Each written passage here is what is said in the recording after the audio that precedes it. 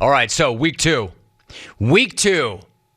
Check that. Week Tua reminded us that the NFL is still the best product in the world and nothing else is even close.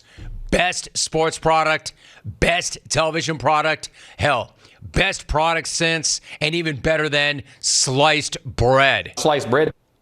Week Tua taught us that apparently the most dangerous place to be in the NFL, is up double digits in the fourth quarter.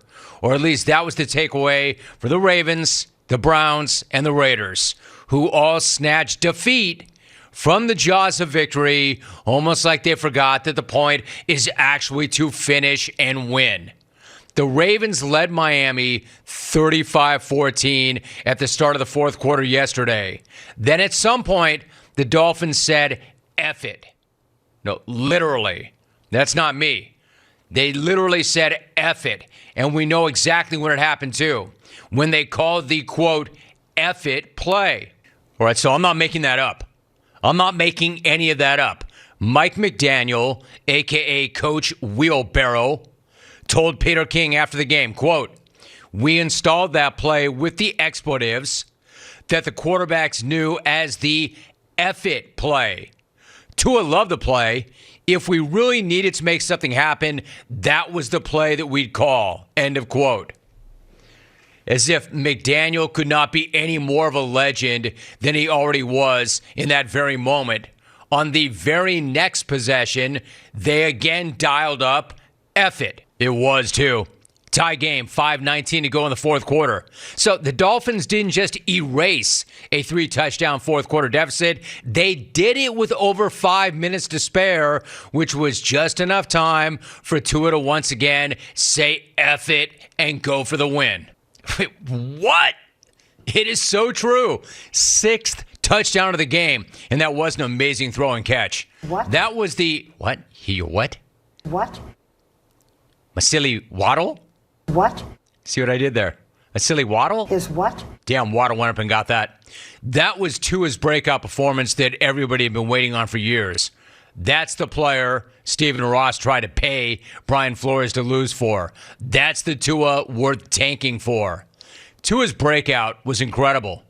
And Cheetah's post-game message to the Tua haters, this guy's too much, man. And by the way, say what you will about Tyreek, he's not giving himself nearly enough credit. Like, if Tua's going to need a wheelbarrow for all that money he's going to make, or a wheelbarrow for his, quote, cojones, Tyreek is actually the biggest reason why. Now, normally I would be extremely uncomfortable with all this cojones talk on the program. Cojones. Como se dice gonad?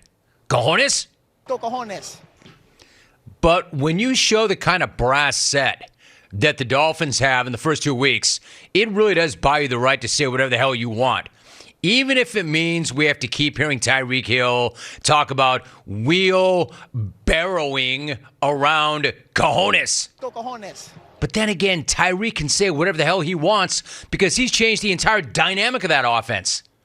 And by the way, that's why they gave up what they gave up to get Hill in draft capital. That's why they're paying what they're paying Hill right now, because of all that. Because in a league of super freaks and outliers, there's still nobody like Tyreek Hill.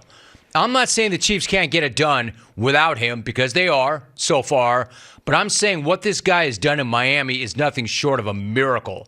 Like, credit to Tua, he had to make those throws. Credit to Mike McDaniel because, well, he might be my favorite human being right now, and I've never even spoken to the dude. But know this, none of this is happening without Tyreek Hill. He's making everybody, his quarterback, Waddle, everybody so much better. And bringing this guy in, say what you will about him, bringing this guy in was a brilliant move by the Dolphins. Brilliant. But as incredible as Tua's week 2, check that, as incredible as Tua's week 2 breakout performance was, and as absurd as that 21-point fourth quarter comeback is, it may not have been the only absurd thing. Well, I mean, it absolutely was not the only absurd thing that we saw yesterday. Because, holy bleep, Kyler Murray. Look, I understand this has not been the greatest few months for the Cardinals or for Kyler. In fact, it was a pretty horrible first half yesterday for the Cardinals and Kyler. One of my dudes was blowing me up the entire first half, saying, yo, Rome, your dude Cliff is not even going to make it to the locker room before this thing is over. He's going to get bleep canned before he can make it off the field. So I immediately put this dude on Do Not Disturb. But deep down, I was thinking, as annoying as my boy is, no, it was not the big head. Believe me, the big head was gripping about everything else on his own. I've got other people who annoy me besides him. As annoying as my boy was, deep down, I was thinking, he may not be wrong. But then Kyler started doing Kyler bleep. He had to, because the Cards had played like bleep the entire game, falling behind 20-0 in the half or at halftime, and then 23-7 to start the fourth quarter. And just when everybody was looking to throw dirt on Kyler and Cliff and their entire season, dude goes off. The guy that everybody piled on during the offseason for gaming so much brought his video game moves to Vegas, including the best two-point conversion in the history of the league. I have never, ever seen that before in my life either. That play lasted over 20 seconds. It felt like 20 minutes, and he ran a distance of over 85 yards for a two-point conversion. I mean, I feel like there were other teams who blew multiple leads in the time that it took Kyler to scramble around and get in on that play. And the dude just kept doing it. This time, 4th and goal, down 8, clock spinning. Again, this dude is a video game. And he didn't just do it with his legs. He also threaded the needle into the back of the end zone to convert the game-tying two-point conversion with triple zeros on the clock before they then finished the job in OT. I have to say, an incredible victory for the Cards. A horrible loss for the Raiders. And I'm not jumping off the Josh McDaniels bandwagon. A lot of people are coming for him already. He did not have a great day. Renfro did not have a great day. He did not have a great OT. That was a really, really bad loss for the Raiders. And a great win for the Cards. But I'm not giving up on my guy Josh McDaniels yet. But I want to say, that was a really bad loss for the Raiders. Now, as improbable and absurd as Arizona and Miami's dubs were, those may not have been the most absurd comebacks of the day, because not only did somebody come back from a 13-point deficit in the last 2 minutes, that somebody was the New York freaking Jets. You know, Jets, ass. Like, this kind of thing is not supposed to happen for any team, but especially the Jets. So you can bet your ass Bob Saleh will be keeping all the receipts after the game this week. He's going to frame them up in a collage and hang them in his office, because I don't know that it's ever going to get better than this. Taking receipts. Yeah, I'm sure. Meanwhile, the team gagging and choking and dying on the other side of the field was, of course, the Browns. Because only the Browns could outsuck the Jets. And only the Browns could start a total and utter humiliating collapse by scoring a touchdown. It's true. Like, if Nick Chubb goes down, and you can see like he kind of thought about it too, right? Before he crossed the goal line. But if he goes down instead of running it in with 1:55 to play, then probably the Browns just win. I mean, the Jets were out of timeouts. The game was over. Now, that's not to say this is on Chubb, a.k.a. the guy who scored 3 touchdowns yesterday and put them in position to win.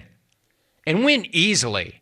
So whatever you do, don't blame him. It's not him. It's absolutely not his fault. Blame the dudes who could not figure out how to recover an onside kick. Blame the dudes who let old Joe Flacco look like the second coming of a young Joe Montana. I will. I'm going to. Of all the QBs to channel the energy of Joe Cool yesterday, Joe Flacco had to be the most unlikely candidate of all.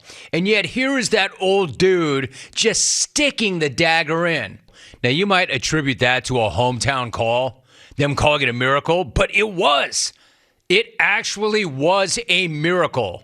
In terms of statistical probability, that was miraculous. Like, say what you want about win probability, and I'll probably agree with you. However, Cleveland's win probability at the 155 mark of that game was actually 99.9%. 99.9%. They basically lost a game that was essentially impossible to lose. And they lost it to the Jets. Jets. I mean, Browns fan, how you living right now? And no, that's not on Nick Chubb. I can't even blame it on Brownie the Elf, even though I'd badly like to. I mean, seriously, Cleveland, what the hell is with that elf? I meant to get to it last week. The hell is with that elf? The Browns are the only franchise that can humiliate themselves both with their play and their midfield logo. Because nobody humiliates themselves like the dumpster fire formerly known as America's team. I mean, did that really happen? I watched it. Again, a 99.9% win probability. And they lost. And they lost to the Jets. Only the Browns. Like, weak Tua might have reminded us that absolutely no lead is safe in the NFL anymore. But the Browns did not need that reminder. They have never had a safe lead in the history of their franchise. They have always lost games in every imaginable way. But this one right there is up there with some of the worst ever. This is why I'm off your bandwagon. This is why I ripped that gloss that I bestowed upon you as America's team. That's why. Oh, and that whole little Deshaun Watson deal too. That too. That was a bat bleep crazy NFL weekend. And we've got a lot more action to recap. And we have 2 more games tonight. A doubleheader this evening.